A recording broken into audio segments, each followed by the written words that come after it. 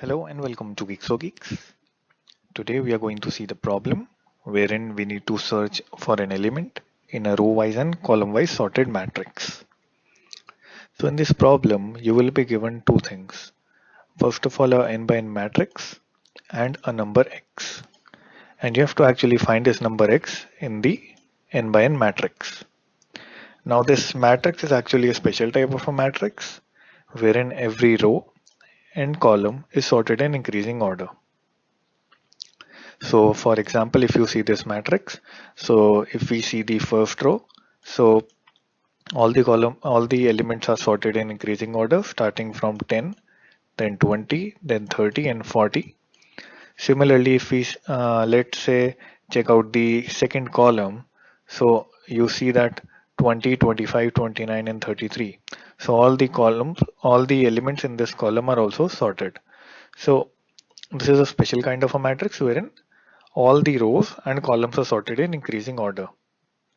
So in this special type of a matrix, we have to basically find this number x, and we have to design the algorithm which does the job in linear time complexity. So let's see the algorithm to do that.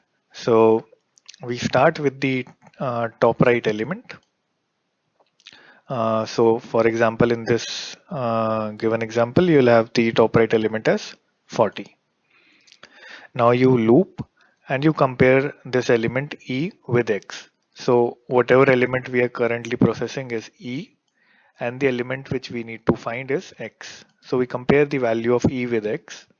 If they are equal, we return the position because we have found out the element.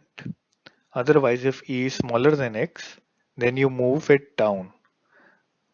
Yeah.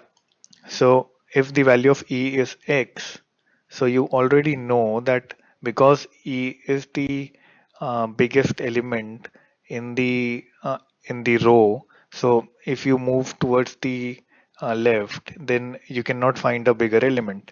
So you need to move towards the down direction because that is where you will find the bigger elements. So if E is smaller than X, then you move down.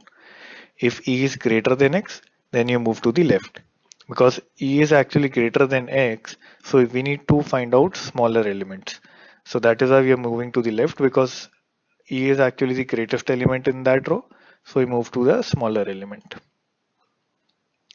So we keep repeating steps 1, 2 and 3. So these three steps we keep on repeating until we find out the element. And while we are looping, we need to make sure that we actually check that if we are going out of the bounds of the matrix, then we just break and return false. That element is not there in the matrix. Now, so to take an example, let's say we need to find 29 in this matrix. So what we'll do is we'll start with 40. We'll compare 29 with 40. So 29 is smaller than 40. So we'll move to the left. Then we come to 30. Now again we compare 29 with 30. 29 is smaller than 30. So we move again to the left. Now we compare 29 with 20. 29 is greater than 20.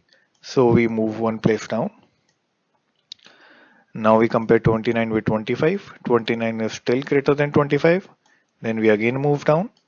And finally we compare 29 with 29. And that is where this condition becomes true.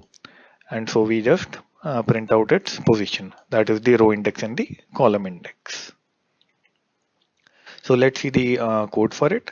So we have the search function where we are taking as an argument the matrix, then the size of the matrix, which will be 4 in this case, and the int x, which we need to find in the matrix. So then we first of all initialize the variables I and j as I equal to 0 and j equal to n minus 1, because we need to start from the top right element. So we set the indices accordingly. Now we run a while loop till the time we are inside the bounds of the matrix. So till the time I is smaller than n and j is greater than equal to 0. Because we'll see that we'll only be incrementing the value of I, will not be decrementing the value of I anywhere. And similarly, we'll be only decrementing the value of j, will not be incrementing the value of j. So that is how we have this condition: J should be greater than or equal to 0 and I should be smaller than n. So let's see the our three conditions which we discussed in the algorithm. So if the current element is equal to x, we just print out its position. Otherwise, if the element is greater than x, then what we do is we move towards the left. So that is so we do a j minus minus. That is how we move towards the left. Otherwise, it would mean that element is smaller than x. Then we move one place down. That is, we increment the value of I. So we keep doing that until unless we either find out the value and we print out the position and return 1. Otherwise, we'll break out of this loop and then we finally print that element not found and we return 0. Now, this is the driver method. So you declare basically a matrix here, which is a 4x4 matrix, and then you just call the function search on that matrix. So you pass in the matrix, the size, basically the row and column, number of rows and columns, that would be same because it is an n by n matrix, and the element which you need to find, that is 29. Now the time complexity of this solution is order of n, which was also the required time complexity. So this approach will actually also work for m into n matrix, not only for n by n matrix. Just the thing would be that the time complexity would be order of m plus n instead of order of n. So that is all for this tutorial. Thank you very much.